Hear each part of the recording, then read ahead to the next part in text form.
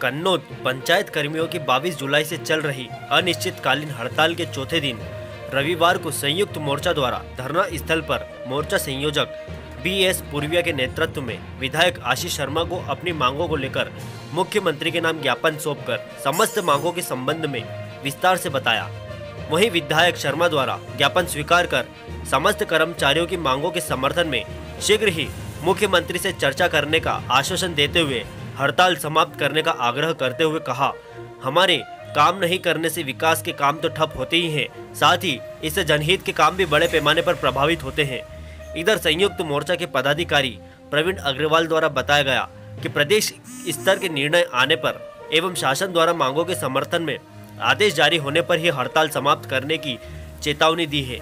हड़ताल में 85 पंचायत के सचिव, रोजगार सहायक एवं जनपद पंचायत के कर्मचारी गण उपस्थित थे। ग्रामीण विकास विभाग के समस्त कर्मचारियों के द्वारा मुझे मध्य प्रदेश सरकार के नाम एक ज्ञापन दिया गया था। आपकी जो प्रमुख 6-7 मांगे हैं उसके कारण मध्य प्रदेश सरकार पर कोई आर्थिक बोझ नहीं पड़ेगा, ऐसा विभाग के कर्मचारियों का कहना है। क्योंकि मैं अगले 1-2 दिनों में माननीय मुख्यमंत्री जी से मेरी भेंट होगी। आपकी इस भावना को जस की तस माननीय मुख्यमंत्री जी के समक्ष पहुंचा दिया जाएगा। मध्य प्रदेश की सरकार ने पहले भी कर्मचारियों के लिए कार्य किया है। निश्चित ही ग्रामीण विकास की धुरी आप सब लोग हैं। ग्रामों में इतना अच्छा विकास कार्य आज दिख रहा है तो कहीं ना कहीं आप सब लोगों की मेहनत और सेवाओं की बदौलत ही है।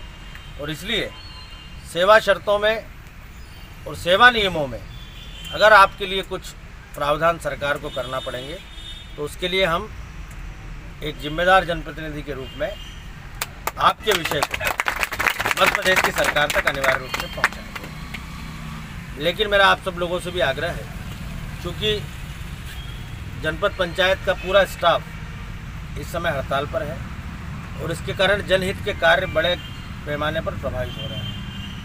हमारे काम नहीं करने से विभाग के कामकाज तो प्रभावित होते हैं, लेकिन कहीं न कहीं हड़ताल पर जाने से राष्ट्र की सेवाओं की भी हानि होती है। जो हमारे राष्ट्र के प्रति कर्तव्य है, कहीं न कहीं वहाँ भी हमको नुकसान देखने के लिए मिलता है।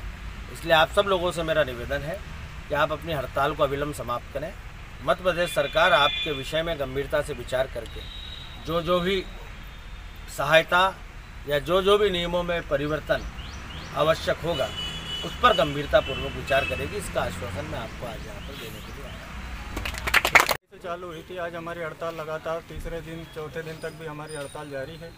अभी हमने वर्तमान में माननीय विधायक महोदय को हमारी मांगों से अवगत कराया और शासन स्तर पर हमारी मांगों को पहुंचाने के लिए उन्हें ज्ञापन प्रेषित किया है। माननीय विधायक महोदय ने यह आश्वासन दिया है कि वो सकारात्मक रूप से हमारी मांगों को शासन तक पहुंचाएंगे। साथ में माननीय विधायक जी ने यह भी कहा है कि आप अविलंब हड़ताल समाप्त करें, क्योंकि जनहित के कार्य लगातार प्रभावित हो रहे हैं। ग्रामीण क्षेत्रों में विकास कार्य ठप पड़ा है।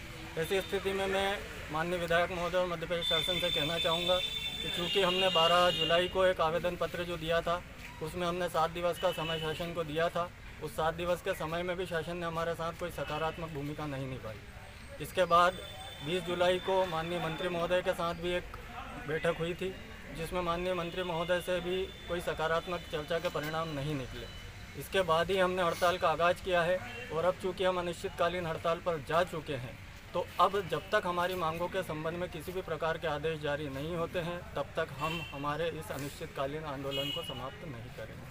खातेगांव क्षेत्र के भाजपा विधायक आपके बीच में आए थे, आपने ज्ञापन दिया, क्या आश्वासन मिला है उनसे आपको? माननीय विधायक महोदय द्वारा बड़ी सकारात्मक रूप से हमारी मांगें सुनी गई और उन मांगों को माननीय मंत्री महोदय, माननीय मुख्यमंत्री महोदय तक मूलतः पहुँचाकर हमारे साथ रहकर हमारे रूप में सकारात्मक भूमिका मध्यस्थ के रूप में काम करने का आश्वासन उन्होंने दिया है।